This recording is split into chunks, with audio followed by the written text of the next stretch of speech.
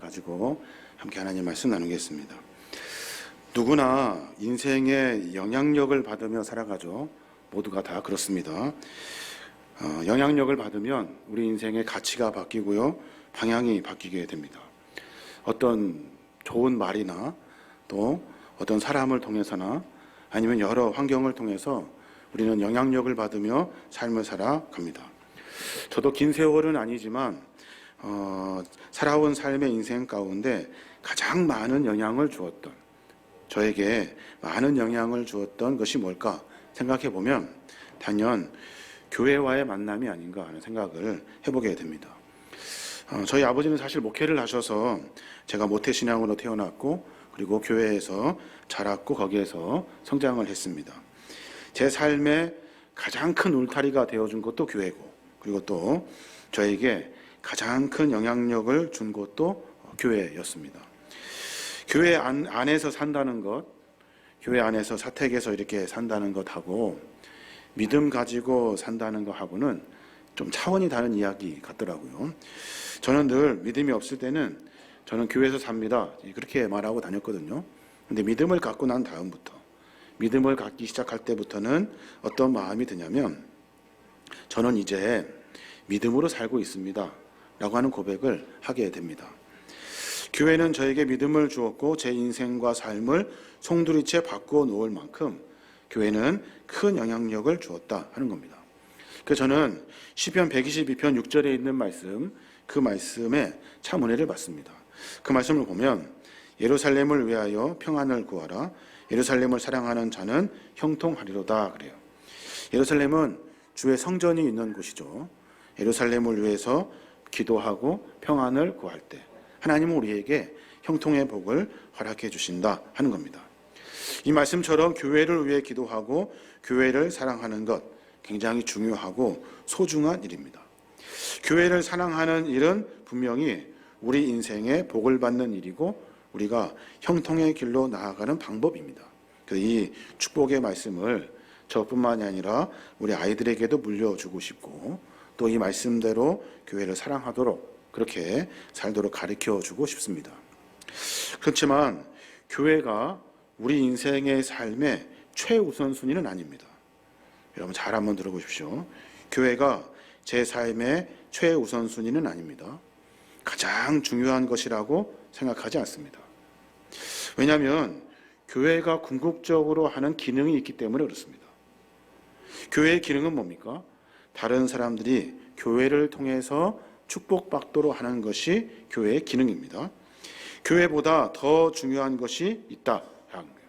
교회보다 더 소중히 여겨야 될 것이 있다 하는 겁니다. 그것이 뭐냐면 나 자신이죠. 나 자신. 그리고 또 우리 가정, 우리 직장, 우리의 삶의 터전이 중요합니다. 하나님의 교회를 만드신 목적은 뭐냐면 그러한 삶의 여정과 형편을 교회를 통해서 축복을 받는 삶으로 바꿔가기를 원하시기 때문에 그래요. 그래서 교회를 통해 영향력을 받고 교회를 통해서 나 자신이 변화되고 교회를 통해서 성도들과 행복한 교제를 나누고 교회를 통해 배워서 하나님의 가정, 하나님의 일터가 되도록 하는 것, 그것이 우리가 해야 될 일들인 거죠.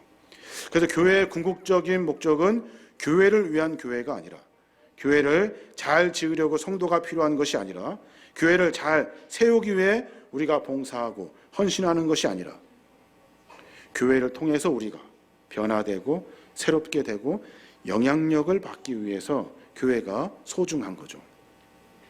교회는 우리에게 영향력을 줍니다. 교회는 우리에게 가치를 바꾸어냅니다. 교회는 우리에게 가정과 일터과 세상의 삶을 다르게 보도록 가르쳐줍니다. 그래서 교회가 소중한 거죠.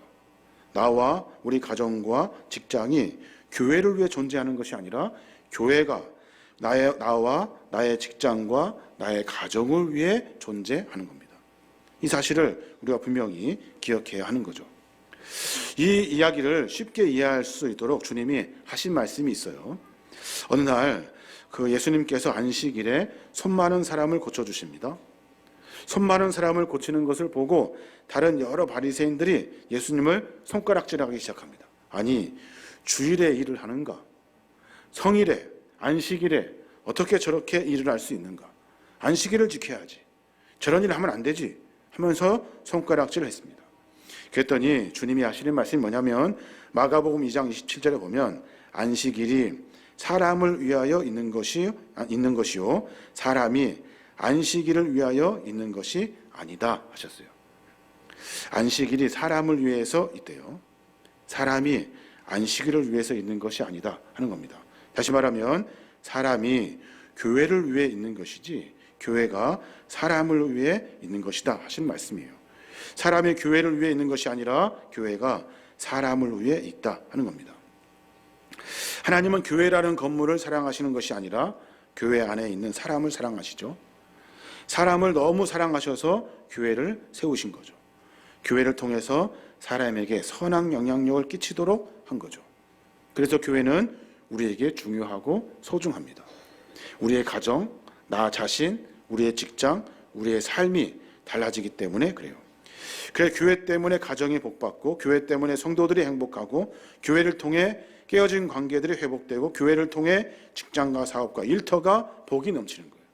교회가 아무리 크게 부흥하고 성장해도 교회에 나오는 성도들이 그 가정이 불행하고 직장이 힘들고 삶 속에서 하나님의 은혜를 발견할 수 없으면 그 교회를 아무리 다녀도 그 교회는 좋은 교회가 아닙니다. 내 삶이 하나님의 은혜로 인도할 수 있는 교회, 그 교회가 진짜 교회죠. 그래서 좋은 교회는 얼마나 많은 사람들이 모였는가 하는 것이 중요하지 않습니다. 얼마나 많은 사업을 하는가 중요하지 않습니다. 체계적으로 어떤 조직을 가지고 살아가는가 하는 것도 중요하지 않습니다. 교회로 인해 성도들의 가정과 직장과 삶이 선한 영향력을 만드는 것, 그것이 가장 중요한 일입니다. 우리 교회는 환경운동을 합니다. 왜 환경운동을 합니까? 어떤 일을 하려고 환경운동을 합니까? 시간 때우려고 합니까? 그렇지 않습니다. 선한 영향력을 만들려고 하는 겁니다. 우리의 삶 속에서 선한 영향력을 만들려고. 우리는 지역을 섬기며 살아갑니다. 왜 지역을 섬깁니까? 사람들을 더 많이 불러 모으기 위해서 지역을 섬깁니까? 그렇지 않습니다. 교회를 통해 지역에 선한 영향력을 끼치기 위해서 그 일을 감당하는 겁니다. 우리는 더 많은 사람을 모이기 위해 하지 않습니다. 우리는 어떻게든지 선한 영향력을 끼치기 위해 사역하고 일하는 겁니다. 오늘 아브라함에게 주님이 축복해 주시는데 그러한 축복을 허락해 주셔요. 너를 통해 다른 사람들이, 너를 통해 민족이, 너를 통해 많은 사람들이 하나님의 은혜와 축복을 받도록 하나님이 아브라함을 축복해 주시더라는 거예요. 오늘 이 축복의 내용이 우리 모두의 내용이 되었으면 좋겠습니다. 우리 광주 계림교회를 통해서 하나님이 축복해 주셔서 계림교회를 통해서 많은 가정이 살아나고 많은 이들이 일어나고 그리고 하나님의 거룩한 축복과 은혜를 누릴 수 있는 선한 영향력을 끼치는 교회, 그 교회가 우리 교회가 되었으면 좋겠어요. 창세기 12장 2절에 보면 아브라함에게 축복하시는 주님의 이야기가 나옵니다. 내가 너로 큰 민족을 이루고 내게 복을 주어 내 이름을 창대하게 하리니 너는 복이 될지라 너를 축복하는 자에게 내가 복을 내리고 너를 저주하는 자에게는 내가 저주하리니 땅의 모든 족속이 너로 말미암아 복을 얻을 것이니라 하고 선포하셔요. 아브라함에게 놀라운 복을 약속하십니다. 땅의 축복, 민족의 축복, 창대한 이름의 축복. 거기에다 그보다 더 중요한 것이 뭐냐면 복의 근원이 되는 축복이에요. 너를 통해 다른 사람이 축복을 받게 될 거야 하는 거예요. 이것이 우리가 누려야 될 축복입니다. 저는 26년도를 시작하면서 그런 생각을 해보게 됩니다. 우리 교회가 더 많은 사람들에게 하나님의 축복의 영향력이 되었으면 좋겠습니다. 우리 각자 신앙과 믿음의 생활 속에서 우리의 삶이 하나님의 말씀을 통해서 새로워지고 변화되고 달라져서 우리의 삶의 그 자리가 하나님의 축복의 자리가 되었으면 좋겠습니다. 그러면 어떻게 하면 복의 근원이 될 수 있을까? 나를 통해 다른 사람이 복을 받을 수 있을까? 오늘 아브라함의 이야기를 통해서 몇 가지만 생각해 보려고 합니다. 하나는 뭐냐면 말씀을 따라가는 훈련이에요. 말씀을 따라가는 훈련. 4절에 보니까 아브라함이 그렇게 고백합니다. 이에 아브라함이 여호와의 말씀을 따라갔고 그래요. 아브라함이 여호와의 말씀을 따라갔대요. 고향을 떠나라 하는 말씀을 듣고 얼마나 답답했겠습니까? 생각하고 고민하고 또 고민했겠죠. 그리고 자기 판단을 의지하려고 했을 겁니다. 근데 아브라함은 그렇게 하지 않습니다. 하나님의 말씀을 따라갑니다. 그냥 순종하며 따라갑니다. 내 생각, 내 계획, 내 의지를 다 내려놓고 하나님의 말씀이 있는 곳에 내 삶을 맡겨드립니다. 하나님이 하시는 말씀에 순종하며 살아갑니다. 말씀하시는 일들에 내 계획을 꺾어냅니다. 그래서 아브라함은 하나님의 말씀에 집중하며 살아가죠. 우리도 모두가 마찬가지입니다. 성경 통독을 하고 있는데 성경 통독하는 이유가 뭐냐면 내가 어떤 성취감을 얻기 하는 거 아닙니다. 하나님의 말씀을 귀 기울이려고, 내가 그 말씀을 듣고 순종하는 연습과 훈련을 하려고, 그 일을 위해서 성경 통독을 하는 거죠. 조용히 말씀하시는 하나님의 말씀에 내가 순복하고 내 생각, 내 계획, 내 의지를 내려놓고 하나님에게 나를 맡겨드리는 거죠. 그때 우리는 복의 근원이 되는 거예요. 또 하나는 어떻게 하면 복의 근원이 될 수 있을까 생각해 보니까요, 우리 인생이 나그네 길이라는 것을 기억하셔야 돼요. 무슨 말이냐면 나그네는 지나가는 사람이죠. 거기에 잠깐 들렸다 가는 사람입니다.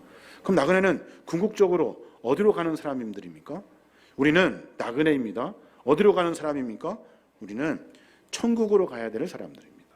우리가 가야 될 본향은 천국이에요. 그래서 내가 있는 이 자리, 내가 있는 이 삶의 형편, 내가 있는 이곳이 잠시 지나가 하나님의 궁극적인 약속의 땅인 천국을 바라보며 삶을 살아야 하는 겁니다. 그래서 우리의 삶은 내 자리를 지키려고 욕심 부리지 않습니다. 내 삶 속에서 이곳이 내가 나의 욕심을 채우려고 미워하지도 않습니다. 내 욕심을 채워내려고 다투지도 않습니다.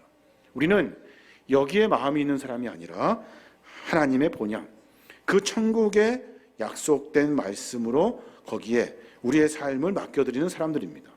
거기에 집중하기 때문에 우리의 삶의 형편은 중요하지 않습니다.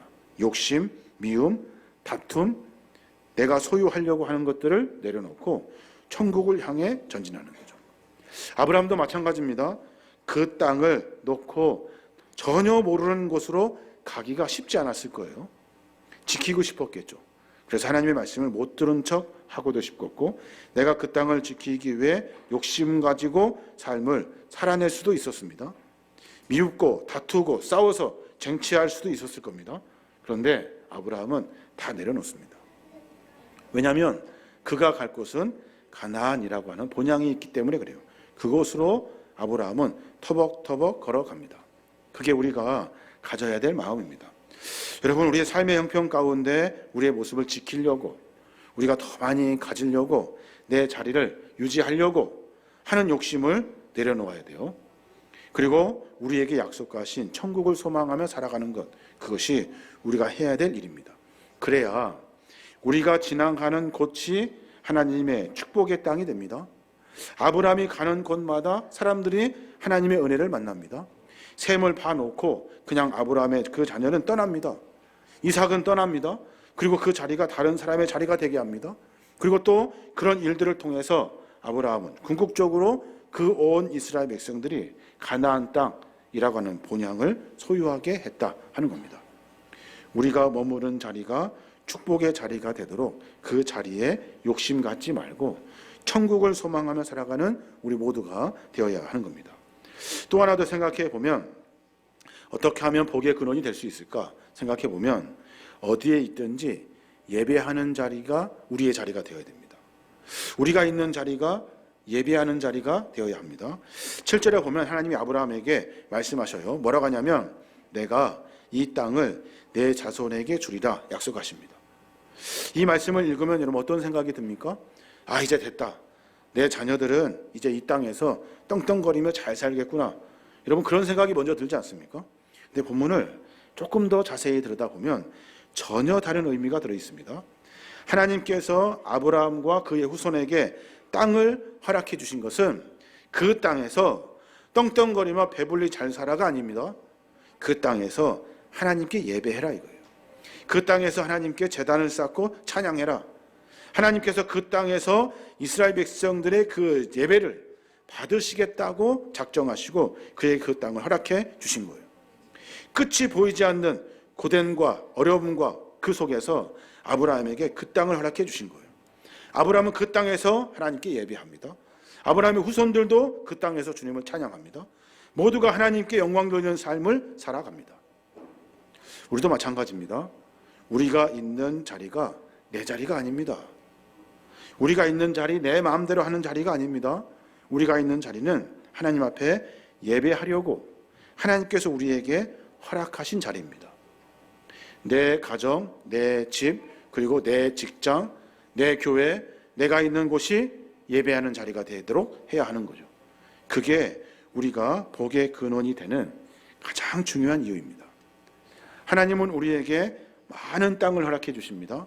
내가 걸어가는 곳, 내가 머무는 곳, 내가 있는 곳, 그 자리를 왜 허락해 주실까요?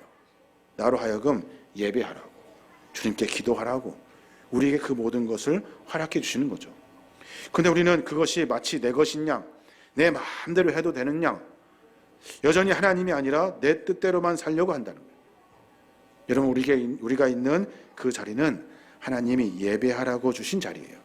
그 자리에서 예배할 수 있어야 하는 겁니다. 오늘 교회를 통해서 귀한 영향력을 받고 살아가는 우리 모두가 되었으면 좋겠습니다.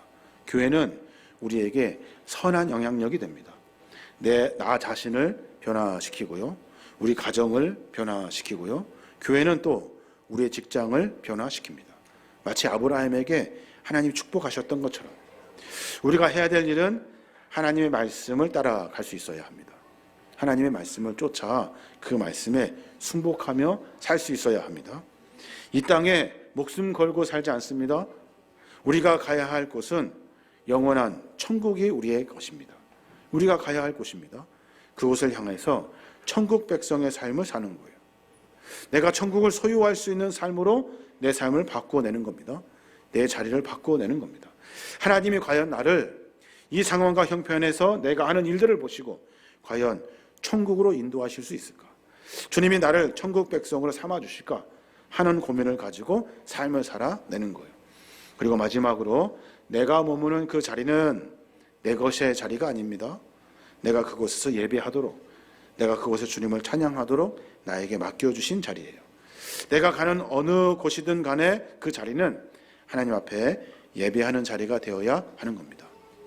2026년도 우리 모두가 그런 믿음과 신앙의 삶으로 살아가기를 원합니다. 저도 그렇고 여러분도 그렇고 우리 교회도 그렇고 우리 모두가 다 복의 근원이 되었으면 좋겠습니다. 이런 축복이 함께 하시길 주님의 이름으로 축원합니다. 아멘. 이제는 우리 주 예수 그리스도의 은혜와 우리 하나님 아버지의 무한하신 사랑하심과 성령님의 감동하시고 교통하신 은혜가 이제 복의 근원으로 살고자 각오하고 결단하는 믿음의 종들 머리 위에 이제로부터 영원히 함께 하시옵기를 간절히 축원하옵나이다. 아멘.